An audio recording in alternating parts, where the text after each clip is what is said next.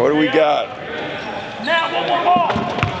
Somebody spent some money on some shoes, so. Glad you know it. Let's week out. How do you feel about where you guys are at right now? Well, it's a little hard. We kind of banged up. Dante hasn't practiced much, so that has really slowed, our progress. Jermaine's been out since last Thursday, so hopefully they'll be ready to go a little bit on Monday. But two leading scorers been out here for a while. Mookie's been out the whole time with his ankle. So our numbers, aren't what they should be. So I think it's slowed our progress a little bit. But the guys who have been healthy have been working at it. We've made progress, but we got a long way to go. And we got a lot of things to get ready here in the next 4 practices to get ready for Georgia. Jackson a short-term thing? Or? I hope so. We're doing some checking tomorrow, but he just yesterday didn't feel right, so doing some checking, and we'll see here in a day or two. Was Mookie's surgery recent? Because initially it said hopefully sometime in November. Then yeah, no, we hoped that we wouldn't have to have surgery, and we saw a few specialists, and the consensus was to have surgery. So I'm not sure how many weeks ago it was, 4 or 5 weeks ago, I think. And so we're looking probably at mid-December, somewhere in there. What are your thoughts of the opener? You've got a former Georgia player, so he knows a little bit about their system. But well, they got a lot of new guys. I think they got 5 freshmen and 5 transfers. So I think they only got 3 guys back and 10 new guys. So they did score 99 yesterday against Eastern Kentucky in an exhibition game. So and Eastern Kentucky's supposed to be pretty good. So that's a lot of points. I'm not sure we could score 99. If we're playing a 60-minute game, so we're going to have to really get defensively, back and put our defense together. Obviously, their transition must have been pretty good to score 99. So we're going to have to put some things together before Monday. What does the makeup of an ideal defensive game for this team look like for you guys? It seems like you have a lot of kind of smaller guards and a couple bigger guys. Yeah, well, it just depends. Our numbers last year when Dante was on the floor, were better, than, he clogs up the middle a little bit, gives us some presence. When Nate's out there, he can block a few shots. We don't really have any other shot blockers to protect the rim, so we got to have those 2 guys out there. I think we're going to have to change up defenses. But our wings, aren't as big and physical as some of the previous years that we've had. So they're going to have to use their quickness and get after some people and hopefully get some hands on some balls, make some plays. Is there a trade-off for you guys on that on offense? Like, is this going to be a fast team for you guys? Well, we do need to push the ball. Jackson is quick, he's quick, Jesse can handle it some. So we do need to push the ball. We don't want to get set up too much, without Dante especially in the half court. We'd like to get it pushed a little bit better. Dante changes things when he's in the game, but we do need to push it with all those little guards. Jackson handles embrace the point guard role full time. No, he's been doing okay. He's been doing okay. He's used to having the ball in his hands all the time, and he's got to learn to, give it up, get it back a little bit more. But no, he's trying to guard, he's trying to rebound. He's done a good job. He's played hard. Like I said, he's got to learn to play without the ball in his hands. For his high school team, he's dribbling around all the time, and that's something we've got to move the ball a little differently than that. Is that pretty common for a high school player? Yeah, a lot of times it is. They're used to just dribbling around and trying to get a shot, and we're going to need a lot more ball movement than that. And so it takes a little bit of an adjustment. You said last month that you thought this could be a better three-point shooting team. Have you seen evidence of that this past month? It's been inconsistent. There's been times we've shot the heck out of it in practice. Been times where we haven't shot it well. So consistency is a big concern with that. We're probably not going to shoot it as well as we did in 1920 with Peyton and Mathis and those guys, but I think we have an opportunity to shoot it better than we did a year ago. Guys have put time in, and so I sure hope we do anyway. Who is your most consistent shooter at this point? Brennan's probably been our best in practice. Hopefully he can stay healthy this year. He missed a lot of games last year fighting those ankles. So hopefully he can stay healthy, but he shot it well. Jackson shot it okay. Jesse shot it okay. Carrio's been a little inconsistent. Bam's been a little inconsistent, but KJ can shoot a little bit, Nate can shoot a little bit, so we got a couple bigs who can spread the floor. But they all need to keep working. I mean, there's, shooting's one of those things you can never shoot the ball too much working out. I mean, I don't ever heard the coach say, well, you're spending too much time extra shooting the ball. You gotta get in there and shoot it.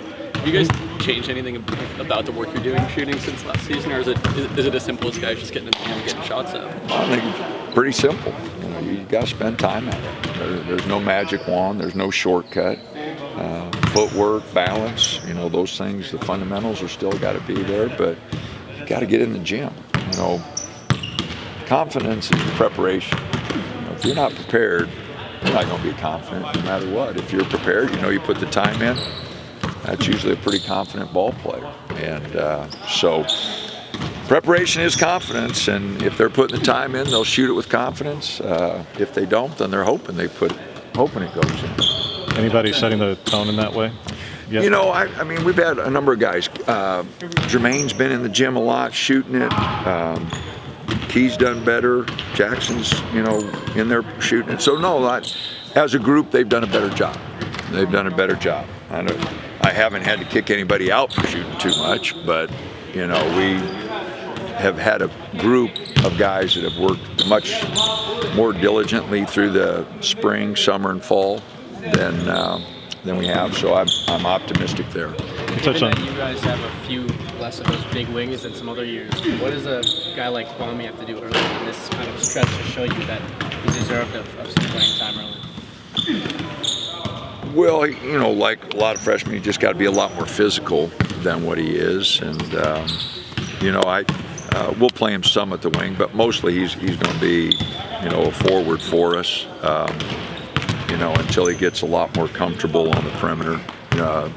Smaller players are getting under him, making it awfully difficult. So we'll probably play him a lot more at the 4, maybe even some 5, depending on how Dante comes along. In the big picture, Dana, like you talked about, ball movement, health, obviously those are things that help win games, but in the big picture, what do you think it's going to take for this team to get this program back to the tournament come March? A degree of toughness, competitiveness that, for whatever reason, I don't think we've shown the last couple of years. We blame it on health, and that was part of it. But we just got to get more competitive. We've got to get tougher. We do have to stay healthy. We're not so deep and experienced that we can afford to lose the guys. Dante was our leading scorer last year. He's an all-conference player last year. He's going to preseason this year. We've got a chance to be player of the year. We need him. We need Jermaine healthy. He was our second leading scorer last year, and so we need him healthy.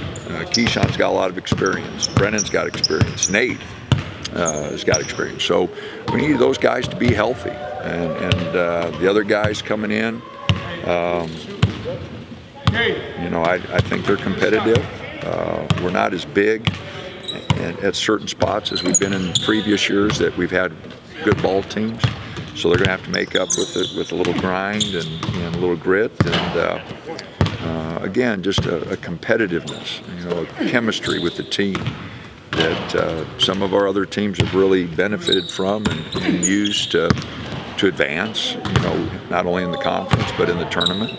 And if we're going to get back, there's got to be a camaraderie, there's got to be a cohesiveness and a toughness that gets us back there. Do you see the signs of that in camp or that? It's been there, but it's been inconsistent. And you know, I tell the guys that, heck, it's not about tricking them. It's about, fellas, this is where we're at. This is what we got to do. You know, we have had successful teams here. These are the areas that we think we need to improve on to be one of those successful teams. And now it's just a matter of getting it done, you know. And again, it's a little tough. Like today, you know, we had Jackson out, Jermaine out, Dante out. You know, those are 3 guys we plan on playing. You know, then Nate twisted an ankle, he's out. So a little hard, you know, to finish the practice. Got this card where what we're supposed to do all day, and had to make a few adjustments. You know, just didn't have the guys to do it. So that makes it tough on our staff just to make the progress we need to make. But you know, basketball is a little different. You got 12 guys on scholarship and got some walk-ons that are doing a great job. Need those 12 guys, 10 guys to practice, you know. When the season ended, I asked you about the staff and numbers and stuff. How have you gone about filling or not filling either the executive director role, or I know you're permitted now 5 assistants. I don't think you have all 5. So just how and why you got to the numbers you got to the staff this year? No, we can have myself, the 3 full-time assistants, and then 2 others on. So we can have 6, and we've got 6 coaches on staff. You know, oh, you got so, the 6? Well, Scott has been with us. So yeah, we got 6 coaches. We got plenty of guys. You know, they're just one of the administrative positions. You know, I didn't fill for this next 6 months, and we'll just see how things go. But it was, we've got all the full-time coaches. We got everybody on the road, and we got the 6 coaches we can have on the floor. How has Mike Menega grown as a coach for you guys? I mean, just the continuity of having him on your staff for so long. Like, what does that do? No, he's done a good job. He's enthusiastic. He's really good in individual workouts. You know, he's been a big part. I think this is his 10th year going into. So he's done a good job. He works hard. He's, you know, enthusiastic in practice. Got a lot of energy. So he's done a really good job for us. What's kept him in that spot for 10 years? I mean, you guys have had a lot of assistants come and go. Like, why? What's stuck with him? You know, I don't know. You know, head coaching jobs are hard to get. You know, and you know, the guys that have gotten them have been really experienced. You know, Stub got one, and Crutch. You know, I mean, so those guys were really experienced, and you got to be a little lucky. You know, and so you know, he'll get his opportunity. You know, keeps working hard. We got to win. You know, that's a big part of it. You know, you don't see many assistants hired from staffs that aren't in the NCAA tournament. We haven't been there the last 2 years, so you know, we're doing everything we can to get back, and NIL's changed everything, and transfer portal, it's time of change, and now next year we're changing conferences, so you know, a lot of moving parts going on right now. Big Ten said you'd have at least a draft format of next year's schedule of what it might look like. Do you have a preference of 20 games, and if it would go to like a 3-14 where you double up everyone on the West Coast or not? Or do you think they care what I think? You're supposed to include you, allegedly. That's what I hear. They'll care what I think. You know, I think 20 games is plenty for conference, you know, because if they raise it to 21 or 22, that just means another road trip for us. So, you know, I think 20's fine. You know, we'd like to play the 6 games against the West Coast schools just to save a little travel. You know, I look at the numbers, and, you know, we're going to take 5 or 6 cross-country trips, you know, maybe 7, you know, depending on the schedule and how they break it down. So, you know, I don't know what they'll decide, but, you know, my preference would be 20 games. With the 3-14, with the 6, the home and home on the West Coast. Yeah. And then you still have 14 games, which means 7 East, you know, so you're looking at 3-4 road trips there, and then the conference tournament, another road trip. So you're looking at least 5, maybe 6 trips, you know. So, but I think 20 games is enough, and, you know, it's still only, you know, 11 non-conference games, and play an exempt tournament, either 2 or 3 games. It doesn't leave you many opportunities for development games, or I want to play Oregon State, and still like to play some of the other schools in the conference. The Pac-12, if they'll play us. So we'd like to work out, playing one at home, one on the road each year, just to keep some of those things going. So, but again, we're the new guys on the block, and I'm not sure our input is going to be all that much what they're looking for, but that would be my thought. So, all right, Thanks, guys, we'll see you.